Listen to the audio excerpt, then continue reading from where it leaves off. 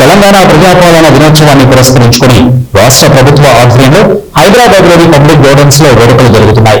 CM Revanth Reddy ఈ వేడుకలకు హాజరయ్యారు. తొలుత గన్ పార్క్ వద్ద అమరవీరులకు ఆయన నివాళులు అర్పించారు. అనంతరం జాతీయ జెండాను ఎగురవేసి పోలీసుల గౌరవ వందనాన్ని స్వీకరించారు. ఈ సందర్భంగా సీఎం రేవంత్ రెడ్డి మాట్లాడుతూ తెలంగాణ ప్రజాస్వామ్య చరిత్రకు శ్రీకారం చుట్టిన శుభదినం ఈ ప్రజాపాలన దినోత్సవాన్ని తెలిపారు. ఇక ప్రజల చేత ప్రజల కొరకు ప్రజలే రాసుకున్న చరిత్ర మనదని అన్నారు. నిజా నియంతృత్వంపై సామాన్యుడు సాయుధ పోరాటంతో సాధించుకున్న విజయమే నేడు మనమంతా అనుభవిస్తున్న ప్రజాస్వామ్యమని సీఎం పేర్కొన్నారు. ప్రపంచ చరిత్రలో సువర్ణాక్షరాలతో లిఖించాల్సిన ఘనత తెలంగాణ సాయుధ పోరాటానికి ఉందన్నారు. 1948 సెప్టెంబర్ 17న ఈ పోరాటంలో ప్రజలు విజయం సాధించి స్వేచ్ఛా పథకాన్ని ఎగరవేశారని గుర్తు చేసుకున్నారు. తెలంగాణ గడ్డపై రాజరికానికి ఘోరి కట్టి ప్రజాపాలనకు హారతి పట్టిన రోజు సెప్టెంబర్ 17 అని, అందుకే ఈ రోజున ప్రజాపాలన దినోత్సవంగా నిర్వహిస్తున్నామంటూ రాష్ట్ర ప్రజలకు ప్రజాపాలన దినోత్సవ శుభాకాంక్షలు తెలిపారు. కాంగ్రెస్ ప్రభుత్వ పాలనలో సీఎం రేవంత్ జరిగిన అభివృద్ధిని తెలిపారు. రాష్ట్రాన్ని అభివృద్ధి చేసే ప్రణాళికను సీఎం ప్రజలకు వివరించారు. కృష్ణా జలాలపై రాష్ట్రంలో గంజాయి డ్రగ్స్ పదార్థాల వినియోగంపై తీవ్ర స్థాయిలో స్పందించారు. మూసీ పునరుజ్జీవం చేస్తామన్నారు. సబర్మతి, యమున, గంగాలకు ధీటుగా మూసీని నిర్మిస్తాం అని హామీ ఇచ్చారు. మూసీ ఒడ్డున ఉన్న పేదలకు ప్రభుత్వం అండగా ఉంటుందని భరోసా ఇచ్చారు. వారి జీవన ప్రమాణాలు పెంచే విధంగా ప్రభుత్వం కృషి చేస్తోందని హామీ ఇచ్చారు. మూసీ కారిడార్ ను అభివృద్ధికి చిరునామా చేస్తామన్నారు. పర్యాటక కేంద్రంగా మూసీని నిలబెడతాం. ఆ ప్రాంతంలో తెలంగాణ చరిత్రకారుల విగ్రహాలు పెడతాం. ఎన్ని అడ్డంకులు వచ్చినా నిలబెడతా. మూసీని ఆదర్శంగా తీర్చిదిద్దుతామని సీఎం రేవంత్ రెడ్డి అన్నారు. కృష్ణా గోదావరిలో ప్రతి చుక్క హక్కుపై రాజీ పడేది లేదని సీఎం రేవంత్ రెడ్డి అన్నారు. న్యాయ పోరాటానికి ప్రభుత్వం సిద్ధం. గత పాలకులు నిర్లక్ష్యం చేశారు. కృష్ణాలో 904 టీఎంసీ సాధించేందుకు ప్రభుత్వం వాదన వినిపిస్తాం. మన వాటా సాధించేందుకు పక్కా ప్రణాళికతో ముందుకు వెళుతున్నామని సీఎం రేవంత్ రెడ్డి అన్నారు. ఎవరు అడ్డంకులు కల్పించినా ఎస్ఎల్బీసీని పూర్తి చేస్తామని చెప్పారు. వచ్చే 100 ఏళ్లకు సరిపడా తాగునీరు కోసం గోదావరి నీళ్లు తెస్తున్నామని చెప్పారు. గోదావరి నదీ జలాలకు సంబంధించి ఈనాడు జరుగుతున్న చరిత్ర మీకందరికీ తెలుసు. ఈ 2 నదులు తెలంగాణ జీవ నదులు.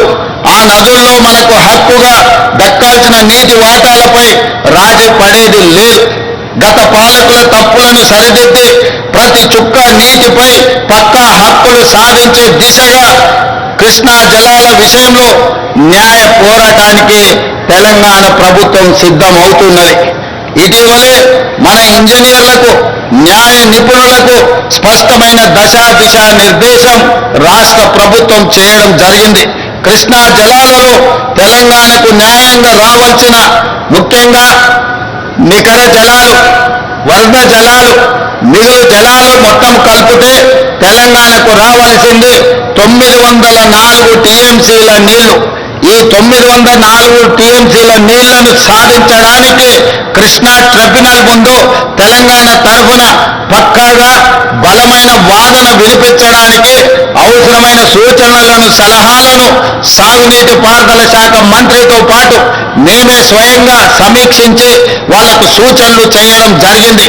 అందుకే ఈరోజు తెలంగాణ రాష్ట్రానికి కృష్ణా నదీ జలాలలో రావాల్సిన వాట కోసము ఈ ప్రభుత్వం పక్కా ప్రణాళికతో పకడ్బందీగా ప్రయత్నం చేసి మనకు రావాల్సిన వాటాను సాధించుకుంటామని నేను ఈ సందర్భంగా తెలియజేస్తున్నాను.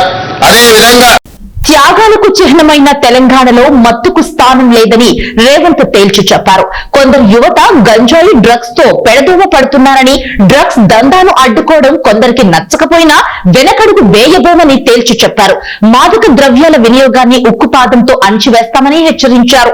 డ్రగ్స్ దందాలో ఎవరి బంధువులు ఉన్నా ఎట్టి పరిస్థితుల్లోనూ వదిలిపెట్టే ప్రసక్తే లేదని, అలాంటి వాళ్లు ఫామ్ హౌస్ లోనే కాదు ఎక్కడ దాక్కున్నా వదిలిపెట్టమని రేవంత్ చెప్పారు. తెలంగాణను డ్రగ్స్ ఫ్రీ స్టేట్ గా నిలబెడతామని, ఇందుకు ప్రజలు కూడా తమ వంతు సహకారం అందించాలని, ప్రభుత్వంతో కలిసి నడవాలని పిలుపునిచ్చారు.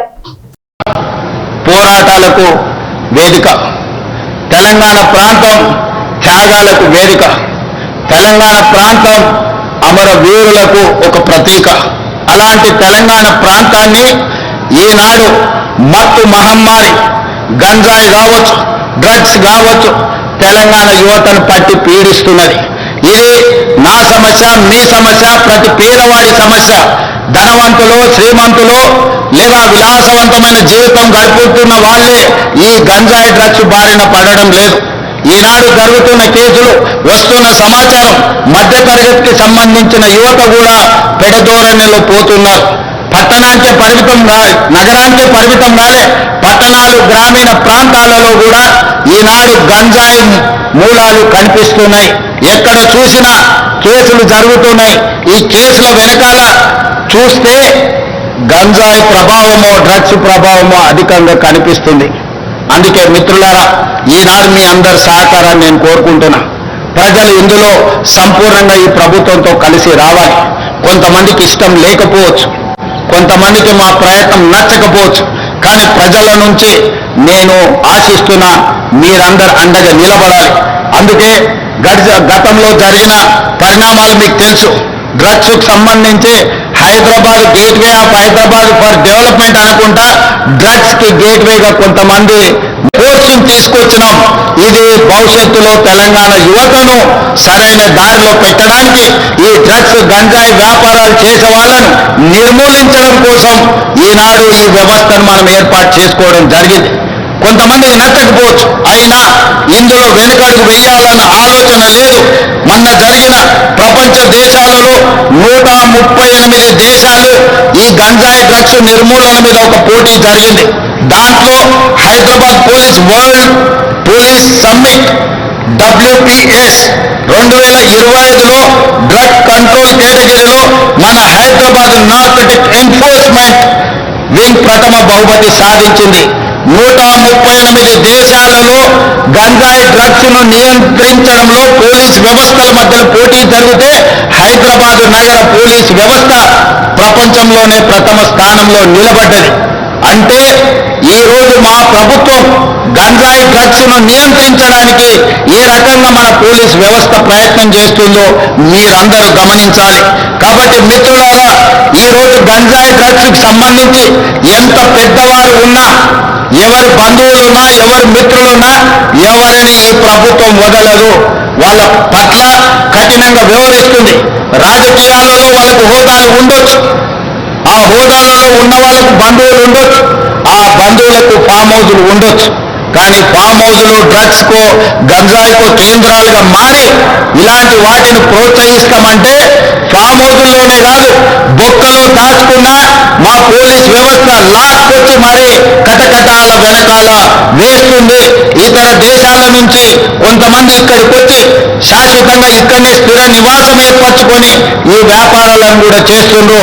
మా పోలీస్ వ్యవస్థ వాళ్ళ పట్ల కూడా ప్రత్యేకమైన నిఘా పెట్టింది. ఖచ్చితంగా వాళ్ళందరిని కూడా పట్టుకుంటాం, వాళ్ళందరినీ కటకటాల వెనకాల తోసేస్తాం. ఈ తెలంగాణ రాష్ట్రాన్ని గంజాయి డ్రగ్స్ రహిత రాష్ట్రంగా, దేశంలోనే ఆదర్శమైన రాష్ట్రంగా తీర్చిదిద్దడానికి మన వ్యవస్థలన్నీ పనిచేస్తున్నాయి. మీరందరూ సహకరించాలి. తల్లిదండ్రులందరూ కూడా ఆలోచన చేయాలి. మనం ఎంత కష్టపడి జీవితంలో ఎన్ని విజయాలు సాధించినా, ఎన్ని ఆస్తులు అంతస్తులు కూడబెట్టినా, మన పిల్లలు వ్యసన పరులై గంజాయికో డ్రగ్స్కో బానిసలైతే మన బాధ ఏ విధంగా ఉంటుందో ఒకసారి ఆలోచన చేయండి. ఈ రోజు ఈ ప్రభుత్వం చేస్తున్న చిత్తశుద్ధితో కూడుకునే ప్రయత్నాన్ని రాజకీయాలకు అతీతంగా, వ్యక్తిగతమైన దేశాలకు అతీతంగా ఈ ప్రభుత్వానికి సహకరించాల్సిన అవసరం ఉన్నది. ఈ విషయంలో వితండవాదం చేయడం కానీ, ప్రభుత్వం చేస్తున్న ప్రయత్నాలను తప్పుపట్టే వాళ్లను తెలంగాణ సమాజం బహిష్కరించాలి. ఈ దేశంలో, ఈ రాష్ట్రంలో గంజాయి కానీ, డ్రగ్స్ కానీ ఆనవాళ్ళు ఉండొద్దు. ఈ తెలంగాణ రాష్ట్రం పోరాటాలకు వేదిక, త్యాగాలకు పునాదులు. ఈ అమరవీరులు గొప్ప త్యాగాలు చేసిన చరిత్ర ఉన్నది. ఈ చరిత్ర కాలగర్భంలో కలిసిపోకూడదు. ఈ గంజాయి డ్రగ్స్ బ్యాచ్ ను వదలకూడదు. వాళ్ళ పట్ల కఠినంగా వ్యవహరిస్తామని చెప్పి నేను ఈ సందర్భంగా 4 కోట్ల తెలంగాణ ప్రజలకు నేను మాట ఇస్తున్నాను. అదేవిధంగా